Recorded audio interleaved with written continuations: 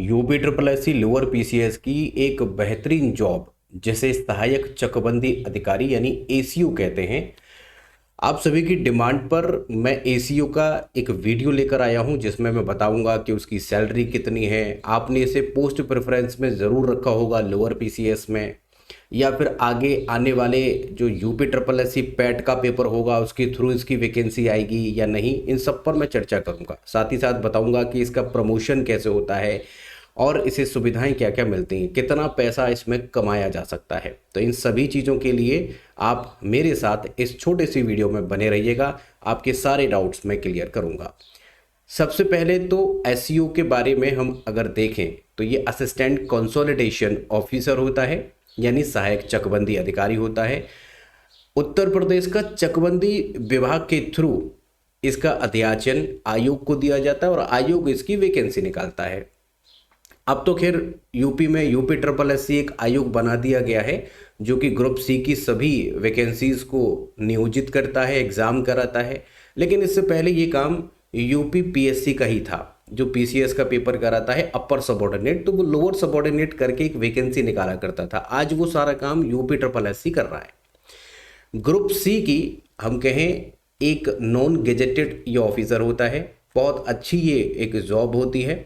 UP triple SC के द्वारा ये कई सालों के गैप पर वैकेंसी आती है। जैसे अभी UP triple SC lower PCS के थ्रू ये वैकेंसी आई है। सिंपल ग्रेजुएट इसमें चाहिए होता है, ठीक है, ये भी एक बेसिक बात है। लेकिन अगर आपने लॉ कर रखा है तो फिर यहाँ पर प्रेफरेंस आपको दी जा सकती है, ठीक है। तो एसीओ एक बहुत ही महत्वपूर्ण पद है और हायरार्की में भी देखें तो एक ऑफिसर ग्रेड की जॉब है। अच्छा, ये तो रही बात ग्रुप सी की। फिर मैं आगे सैलरी भी आपको बताऊंगा कि इसकी सैलरी लगभग कितनी मिलती है। अब सैलरी में तो इंटरेस्ट आपको होगा ही, लेकिन काम भी तो करना पड़ेगा उसके लिए। तो यहाँ पर काम समझना जरूरी है कि इसका काम क्या होता है। अगर आप काम को ध्यान से पढ़ेंगे या ध्यान से समझेंगे तो आप समझ पाएंगे कि इसमें अपॉर्चुनिटीज आपको कमाने की कैसे मिलती हैं, ठीक है। तो देखो यहाँ पर क्या क्या काम ये करते हैं। तो जो एसीओ होगा ये हायरार्की में लेखपाल कानूनगो से ऊपर आते हैं, यानी उनको कोऑर्डिनेट करने का, उन्हें कंट्रोल करने का काम इन्हीं एसीओ का होता है चकबंदी में। तो देखो काम क्या रहते हैं। दो चीज़ें बड़ी फेमस होती हैं, एक खसरा होता है, एक खतौनी होती है। खसरा मतलब होता है कि जो ज़मीन गांव की है वो ज़मीन में क्या क्या होता है ना, इसको खसरा कहते हैं। और वो किसकी है इसे खसरा कहते हैं। खतौनी जो होती है एक व्यक्ति के नाम पर कितनी जमीन है और उसका मालिकाना हक उस व्यक्ति के पास है या नहीं, ये सब उसका एक डेटा रहता है। तो खसरा खतौनी दो चीजें होती हैं, ठीक है। अच्छा, गांव में जितनी भूमि होती है उन सब का भूमि की खसरा खतौनी नक्शा उन सब की जांच करना, अगर उसमें कोई गलती है कमी है तो उनमें सहयोग कर उसे सुधार करवाना। बात समझ रहे हैं। तो ये एक तो बेसिक काम ये हो गया। और जितने भी खेत होते हैं उन सब पर जाकर, मौके पर जाकर उनका फील्ड वेरिफिकेशन करना कि एक्चुअली जो नक्शे में दिया गया है क्या वही उसी प्रकार से है या नहीं। जैसे कई बार विवाद होता है कि मेड़ काट ली हमारी। कई बार खेतों में ये देखा जाता है कि पेपर्स में तो वो 2 बीघा है लेकिन एक्चुअली वो उसे घेरा गया है और उसमें लगभग सवा पौने 2 बीघा उसे मिला हुआ है। तो ये इसका वेरिफिकेशन करना, वास्तविक स्थिति देखना, ये इसी का काम है। भूमि की गुणवत्ता, सिंचाई और अन्य सुविधाओं के आधार पर उसका वैल्यूएशन करना, ये बहुत इंपॉर्टेंट है। देखो जैसे मान लो आपका ये घर है, अब आपके घर के पीछे यानी यहाँ पर जो खेत होंगे ये सबसे इंपॉर्टेंट होते हैं जो घरों के आसपास के खेत होते हैं, ठीक है। ये मान लीजिए ये आपका घर है ये वाला, और उसके पीछे ये आपके खेत हैं। किसी और का भी खेत होगा, फिर किसी और का खेत है। तो ये वाले खेत जितने आपके घर के या सड़कों के नज़दीक होंगे इनकी जो वैल्यू होगी इसे आकलन करने का काम एसीओ का ही होता है, ठीक है। अब किसी का घर यहाँ है या पूरा गांव यहाँ पर बसा हुआ है, इस तरह से घर बने हुए हैं, लेकिन एक खेत जो कि इतना दूरी पर बना हुआ है, यहाँ से इतना दूरी पर बना हुआ है, तो ऑब्वियस सी बात है कि इसकी जो वैल्यू होगी वो उतनी नहीं होगी जितनी कि इन घर के पास वालों की है। इन्हें लोकल भाषा में बारे कहा जाता है। तो बारे जो होते हैं वो जनरली महंगे होते हैं। इनका जो काम होता है, जब ये चकबंदी जो होती है, इसका काम चकबंदी का बेसिकली ये होता है कि अगर आपका एक खेत यहाँ पर है, एक खेत इतना दूर है, एक खेत इतना दूर है, तो आपको इसकी सिंचाई करने में, इन्हें कंट्रोल करने में, खेती करने में दिक्कत होती होगी। इसलिए ये चकबंदी योजना लाई गई कि हर व्यक्ति का खेत लगभग उसके आसपास ही हो, तो इनको सबको, यानी 10-10 बीघा अगर ये है, 10, 20 और 30 ऐसे करके अगर आपके पास 30 बीघा जमीन है तो किसी एक जगह आपको दे दी जाएगी, जिससे आप सिंचाई कर पाएं, खेती को आसानी से कर पाएं। ये उद्देश्य है इसका, ठीक है। तो अब अगर वैल्यू उसने सही नहीं मापी एसीओ ने, तो यहां पर वैल्यू ज्यादा है, इसकी वैल्यू कम है, तो आपको इसके बदले यहां पर भी तो दे सकता है ना। बात समझिएगा, मेरी बात कहने का मतलब यह है कि जो वैल्यू है उसके अनुसार ही आपको चकबंदी में उस जगह पर खेती मिलनी चाहिए जिसकी वैल्यू उतनी ही हो जितनी आपकी गई है। तो ये काम इसी का होता है।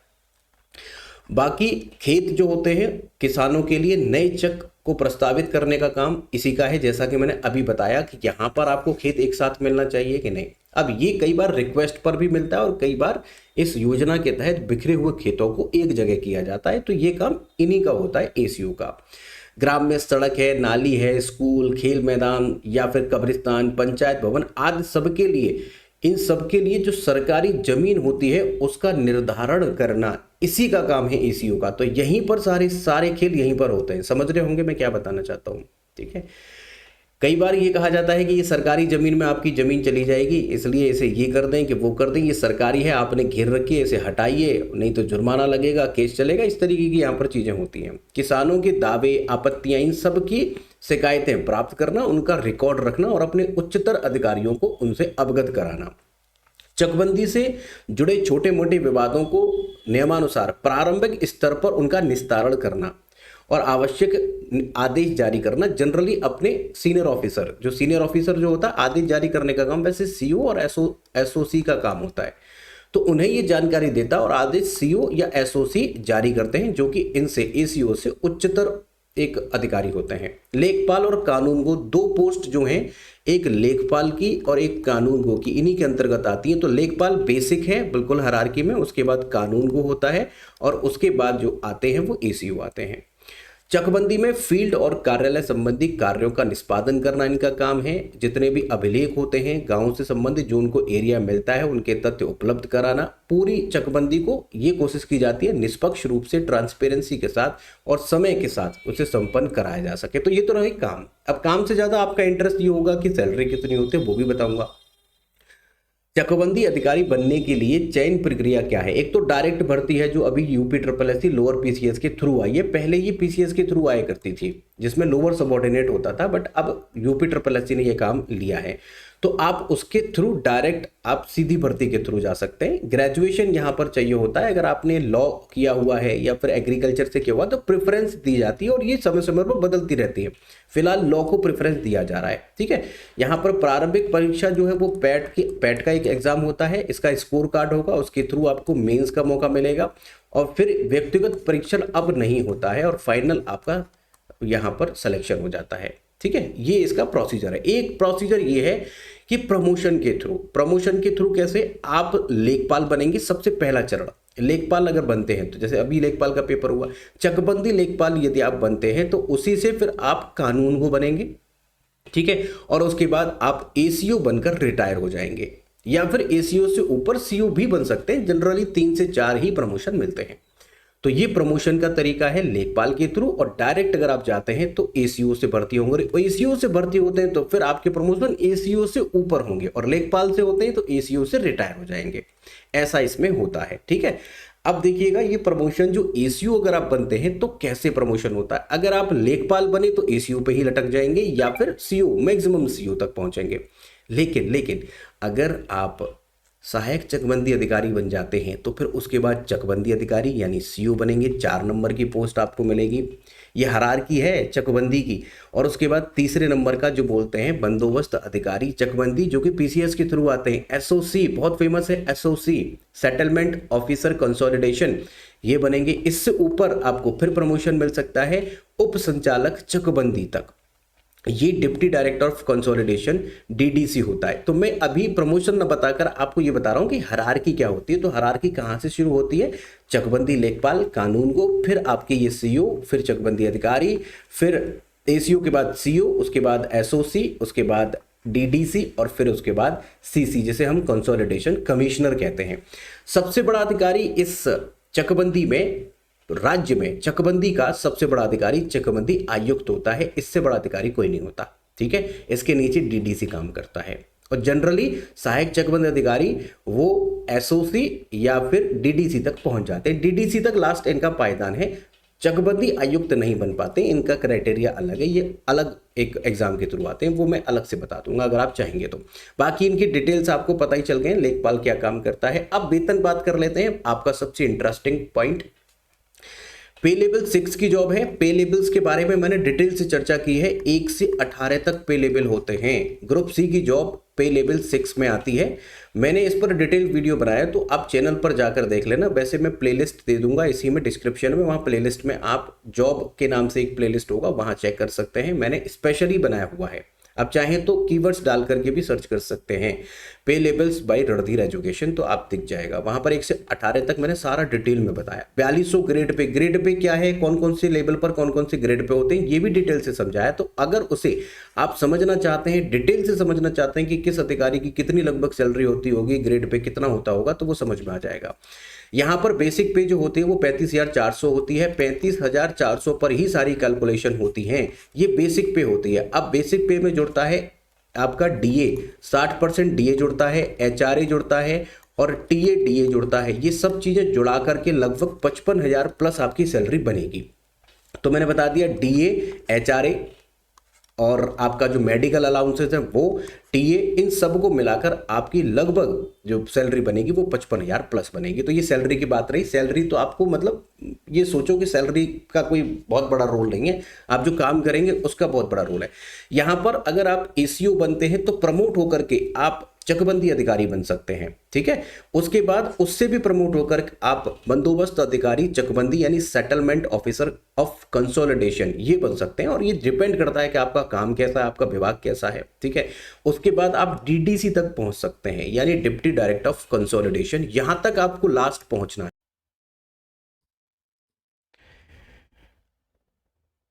थोड़ा सा इंटरप्ट हुआ है, माफी चाहूंगा।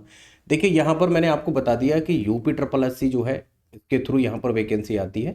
ठीक है, अगर आपने जैसे मैंने बताया कि बीए एलएलबी किया हुआ है तो फिर आपको यहाँ पर वरीयता दी जाएगी। वरीयता है इसका मतलब ये मत समझना कि क्या ग्रेजुएशन वाले इसमें अप्लाई नहीं कर पाएंगे, बिल्कुल कर पाएंगे, वही एलिजिबल होते हैं, बट प्रायोरिटी दे देते हैं लॉ वालों को, क्योंकि इसमें थोड़ा सा कानून की जानकारी आवश्यक होती है। पैट का पेपर देंगे तो ये प्रीलिम्स होता है, पैट में आपके अच्छे स्कोर आना चाहिए। अभी 2026 का पैट आएगा, उससे फिर वैकेंसी आएंगी। किसकी, इसकी आएंगी कि नहीं आएंगी मैं नहीं कह सकता, बट बीपीओ की या फिर हम कहें लेखपाल वगैरह की वैकेंसी आती है। तो पैट में अच्छा स्कोर आना जरूरी है। पैट में अच्छा स्कोर आएगा तभी उसका कट ऑफ के आधार पर आपको मुख्य परीक्षा में बैठने का मौका मिलता है, जैसे अभी लोअर पीसीएस में हो रहा है। तो फिलहाल जिन्होंने लोअर पीसीएस अभी देना है जिनको, उनका कट ऑफ मैं मान के चलता हूँ 65 या 65 के आसपास जनरल का कट ऑफ जाएगा। कट ऑफ थोड़ा नीचे भी जा सकता है, 62 से 65 के बीच। तो ये कट ऑफ का है फिलहाल के लोअर पीसीएस का। तो ये सबके लिए है, उसमें एसीयू का भी पोस्ट यहाँ शामिल किया गया है। मुख्य परीक्षा होने के बाद आपका यहाँ पर इंटरव्यू नहीं होगा। कोई भी एग्जाम जो कि यूपी ट्रिपल एससी से होता हो उसमें इंटरव्यू नहीं है, अब नहीं होता है, कोई भी इंटरव्यू यहाँ पर नहीं होगा। बाकी फिर आपका डीबी होना है रिजल्ट आने के बाद, जिनका एक कट ऑफ आएगी उसके बाद डीबी होगा। डीबी के बाद एक फाइनल कट ऑफ आती है और फाइनल सिलेक्शन हो जाता है।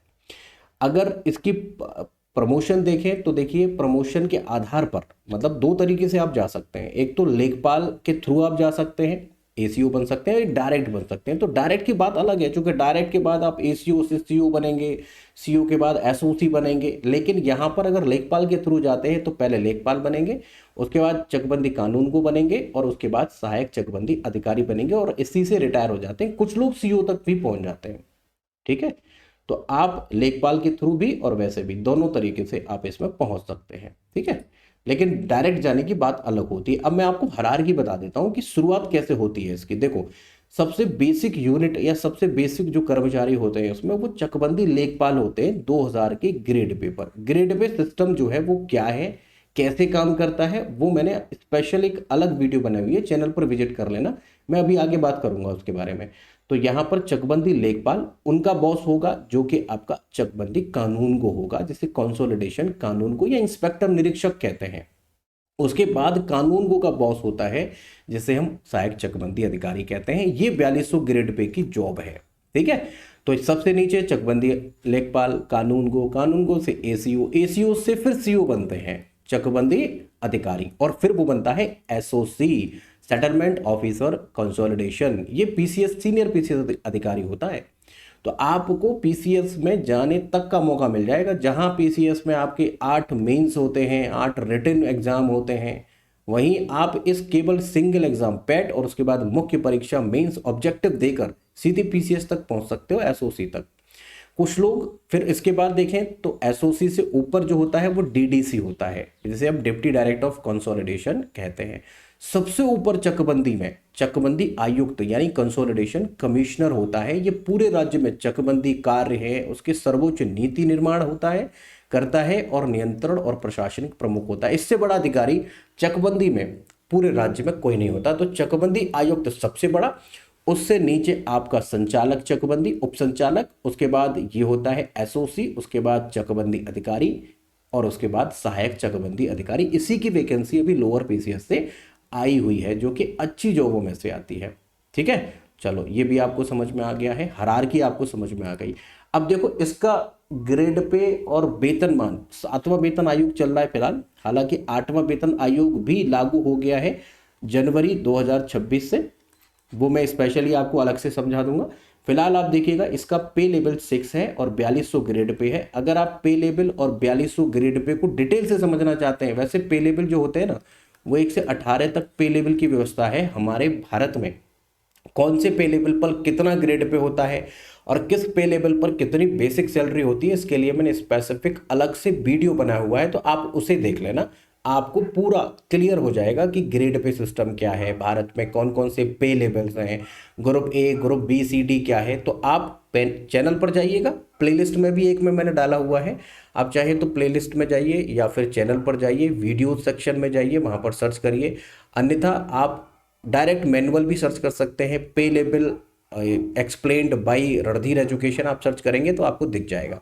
यहाँ पर बेसिक सैलरी जो होगी वो 35,400 होगी। हर पे लेवल पर अलग एक बेसिक लेवल वो होती है, सैलरी होती है। इसमें फिर आपका डीए जुड़ता है।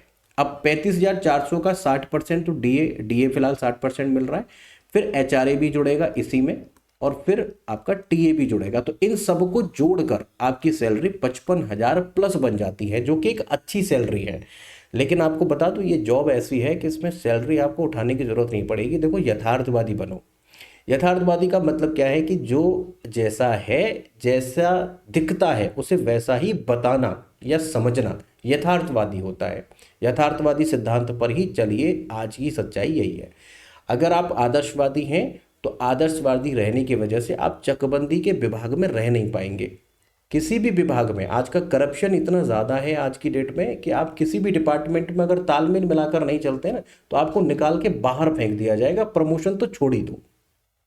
तो आपको क्या करना है, किसी के साथ गलत या अन्याय नहीं करना है, क्राइम नहीं करना है, बस आपको क्या है, तालमेल मिलाना है डिपार्टमेंट के साथ। मैं आपको बताता हूँ यहाँ पर सच्चाई कि आप मान लीजिए जिला ए यानी अलीगढ़ में रहते हैं आप, होम डिस्ट्रिक्ट आपका अलीगढ़ है। आप जब फॉर्म भरेंगे, जब आपका सिलेक्शन होगा ना, तो आपको ऐसे जिले में फेंका जाएगा जो दूर दूर होगा। ये सच्चाई है, मैं आपको भ्रमित नहीं कर रहा हूँ, या मैं आपको ऐसा नहीं बता रहा हूँ मक्खन ही मक्खन है। थोड़ी सी परेशानी ये उसमें ये भी है कि आपको दूर फेंका जाएगा। अब आप दूर रहेंगे, फैमिली से दूर रहेंगे तो आपको लगेगा कि यार फैमिली के साथ बहुत अच्छे थे, बच्चों से दूर रहेंगे आपको लगेगा कि यार आसपास ही आपको मिल जाए।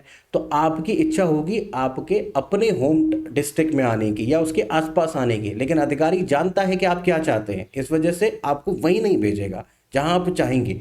अब जहां आपको जाना है, जहां आप चाहते हैं, तो उसके लिए आपके जो अधिकारी हैं कमिश्नर लेवल के, पीसीएस अधिकारी जो आपका ट्रांसफर कर सकते हैं, उनको पैसा चाहिए। बिना पैसे के आपका ट्रांसफर आपकी इच्छा अनुसार नहीं होगा। वैसे तो आपको फेंकते रहेंगे इधर उधर, और वो जानते हैं कि आपको क्या चाहिए, इसलिए वो आपका ट्रांसफर करेंगे ही नहीं पैसा, बिना पैसा के। तो आप बताओ, अगर ट्रांसफर में आपके 2-3 लाख रुपए खर्च हो रहे हो तो आप कहाँ से लाओगे पैसा? तो सिस्टम से तालमेल मिलाना ही यथार्थवादिता है। आज के सिस्टम की यही सच्चाई है। ओके, तो ये बात आपको समझ में आ गई। 55,000 रुपये सैलरी है, जो कि अच्छी सैलरी मानी जाती है, पूरी लाइफ में बहुत पैसा कमा लोगे आप। देखो भाई, अब हम एसीओ की बात करते हैं, जिसमें कि एसीओ अगर आप डायरेक्ट बनते हैं तो आपका प्रमोशन होगा सीओ में, सीओ के बाद आप बनेंगे एसओसी और एसओसी के बाद डीडीसी। लेकिन जरूरी नहीं है कि आप डीडीसी बने, डिपेंड करता है कि आपकी कार्यशैली कैसी है, आपका विभाग कैसा है, आपने कैसा तालमेल विभाग के साथ बनाया है। बहुत ज़्यादा ईमानदार है, किसी सीनियर की सुनते नहीं है, उसको अपने जो उसका हिस्सा है वो नहीं पहुंचा रहे हैं, तो फिर आप सीओ बन जाना, यही बहुत बड़ी बात है भाई। सिस्टम से आप अलग नहीं हो सकते। तो यहां पर ये प्रमोशन है, जनरली सामान्यतः 90% केसेस में आप एसओसी तक पहुंच जाते हैं। और एसओसी एक पीसीएस अधिकारी की जॉब है, बड़ा अधिकारी ये होता है। आपको यहाँ पर गाड़ी मिलेगी, आपको यहाँ पर वो भी मिलेगा जो वो सिक्योरिटी जो जिसको हम कहते हैं, पुलिस वाले जो आपके साथ में रहेंगे वो भी आपको एसओसी में मिलते हैं, गाड़ी भी मिलती है। तो पीसीएस लेवल तक आप एसीओ से पहुंच सकते हैं। तो ये तो रहा प्रमोशन का। और प्रमोशन जरूरी नहीं है सबको मिले, बट 90% केसेस में मिलता ही मिलता है। ठीक है, आप जैसे सिस्टम में जाएंगे सब चीज़ें आपको सिस्टम की समझ में आ जाएंगी। तो मैंने एसीओ से संबंधित जो भी चीज़ें हो सकती थी वो मैंने बता दी है। फिर भी कोई चीज़ अगर छूट गई है, आपको लगता है कि वो आपको जाननी है, कोई कन्फ्यूजन है, डाउट है, कमेंट करिए। You are most welcome. मैं कमेंट का जवाब तो सबका देता ही हूँ, आप देख सकते हैं।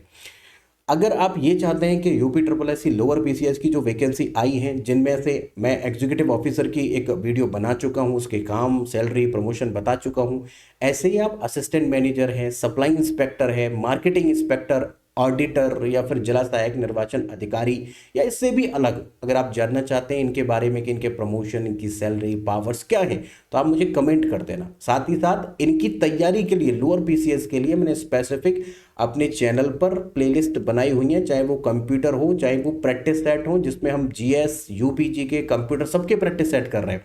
साथ में इंडियन पॉलिटी को पढ़ लीजिए, बहुत वेटेज होता है, इंडियन पॉलिटी के सवाल वहाँ आने ही आने हैं। तो इंडियन पॉलिटी हो, इकोनॉमिक्स हो, इन्वायरमेंट एंड इकोलॉजी हो, हिंदी हो, मैंने सब करा रखा है, वो करिए। बाकी आगे मैं कंटिन्यूस और आपके लिए कंटेंट दे रहा हूँ, और सभी चीज़ें फ्री ऑफ कॉस्ट हैं। पीडीएफ इसका मैं दूंगा ही दूंगा, इसका जो मैंने आज एसीओ के बारे में बताया और जो भी कंटेंट मैं पढ़ाता हूँ सबका पीडीएफ आपको अपने इस टेलीग्राम चैनल पर मिल जाएगा। टेलीग्राम चैनल को लिंक मैंने डिस्क्रिप्शन में दे दिया है। आप चाहें तो मैनुअल भी सर्च कर सकते हैं, ऐड लगाकर रणधीर एजुकेशन सर्च करना है आपको। चाहे आप फेसबुक पे सर्च कर रहे हैं, इंस्टा पे सर्च कर रहे हैं, यूट्यूब पे, सब पे @ लगाओ, रणधीर एजुकेशन सर्च करो। आप टेलीग्राम ज्वाइन कर लेना, वहाँ से पीडीएफ मिल जाएगा, जो भी अपडेट्स होते हैं मैं देता रहता हूँ। ठीक है, बाकी कोई कन्फ्यूजन, डाउट कैसा भी हो आप मुझे पूछ सकते हैं। वीडियो को लाइक जरूर किया करिए, इससे मुझे अप्रिसिएशन मिलता है और थोड़ी रीच बढ़ती है, तो मुझे लगता है लोगों को चीज़ें अच्छी लग रही हैं, जिससे मैं और अच्छा मोटिवेटेड होकर अच्छा कंटेंट आपके लिए बनाता हूं। तो प्लीज़ लाइक ज़रूर करिए, आपका उससे कुछ नहीं जाता, बट मुझे मोटिवेशन मिलता है। तो इस काम को ज़रूर किया करिए। वीडियो जो भी देखते हैं लाइक करके आप कोई भी अच्छा सा एक कमेंट भी कर सकते हैं, शेयर जरूर करिएगा अपने ग्रुप में। ठीक है, बाकी मिलते हैं नेक्स्ट इन्फॉर्मेटिव वीडियो में, तब तक अपना ध्यान रखें। Thank you so much and good luck.